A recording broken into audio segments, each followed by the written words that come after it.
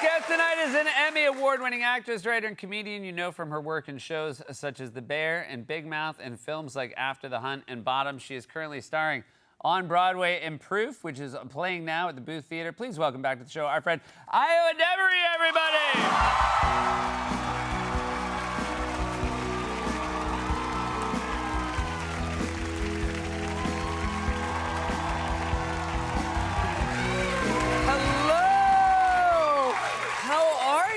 I'm well. How are you? I'm wonderful. You know, last time you were here, it was October, and we were talking about you doing this show.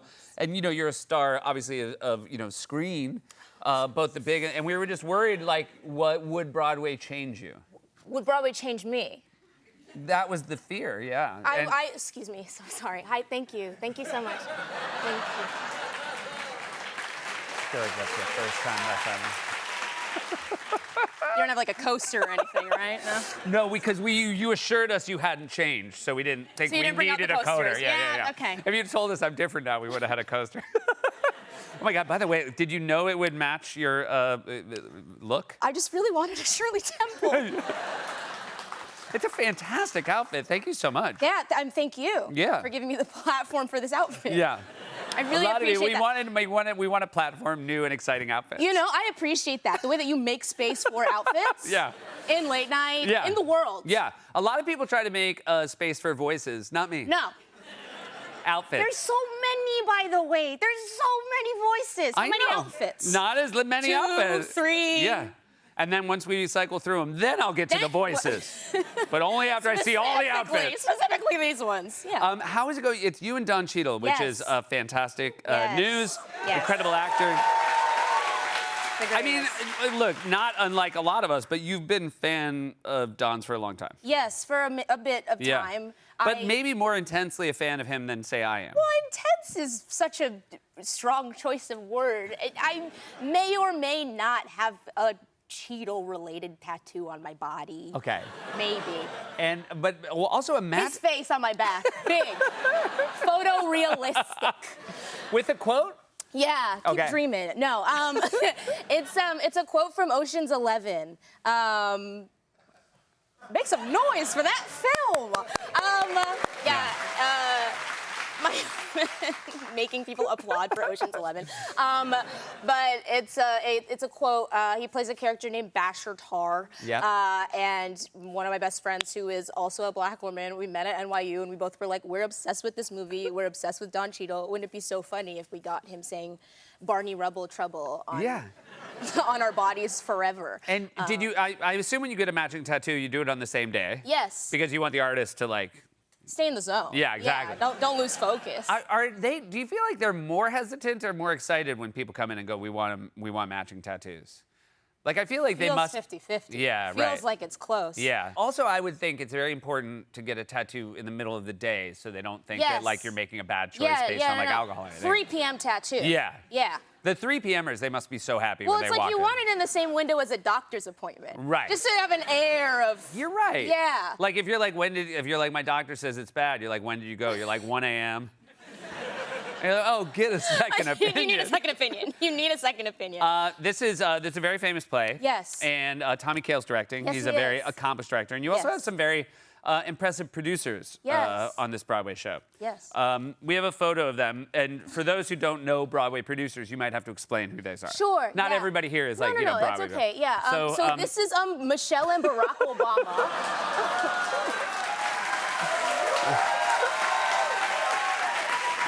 And they've done a few things. They're up and coming. Yeah. Did Michelle consent to the hug you're giving her? Because that is aggressive. Okay. That's an aggressive hug. Okay. I give a good hug. Yeah, well, I'm excited. That's really cool. She was the first lady, and she's really nice. And as in their role of producers, I'm assuming they're sort of, I don't want to mean passive as if they don't care, but I'm assuming they just come and tell you did a great job. They don't give notes. Giving me notes. Really cruel.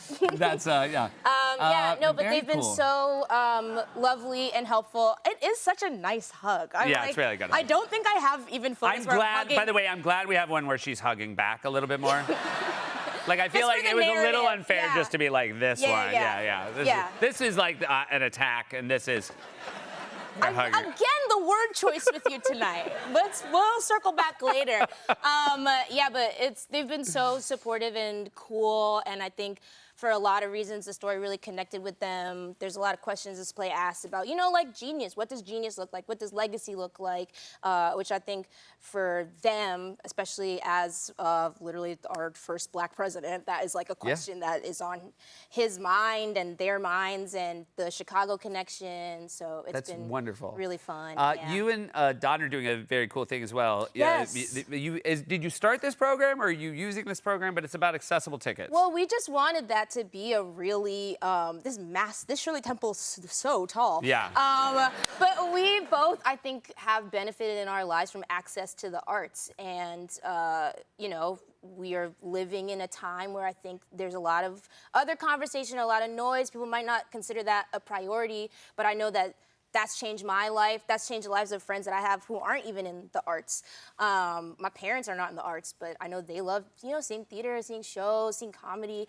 And so we have a few different affordable, accessible ticket initiatives. And we also partnered with the Department of Education. So right now the number is 500, but if any rich people watch this and they want to give any more money, we can get more, but 500 students and teachers will be able to see the show for free. That's great. And we also have like a student rush, as well as our in-person rush and our digital rush and lottery. So we've got a lot of different programs. You can check them out at our website. I also know you had parents like I had parents, which is we grew up in New England.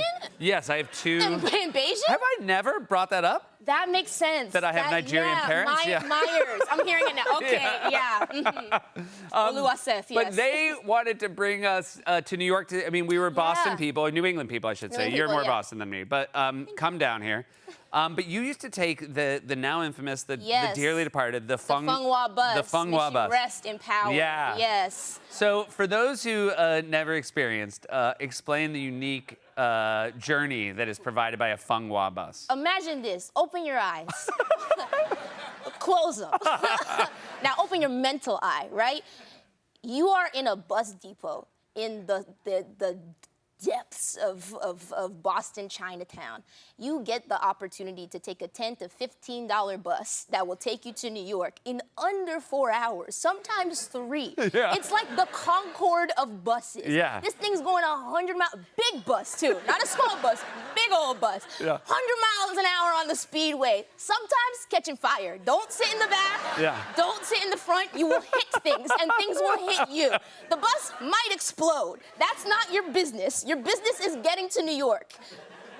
And then you do. And it was really, you're not joking when you say it's like $10, $15. Yes. Yeah. $10, $15 to get on a bus that would take you to another state. Sometimes it would break down in Connecticut. Yeah. You end up at an IHOP or I've heard tale of like it breaks down and then like an hour later they're like, there's no bus. Yeah. Yeah, this one's not, it's never gonna get fixed. And then you get a bindle and a plucky dog and another band of fellow orphans and you start a new life in Connecticut or upstate New York. You just figure it out. Yeah. Yeah. They're like, we have good news and bad news. The bad news is the bus broke down. The good news is you live here now.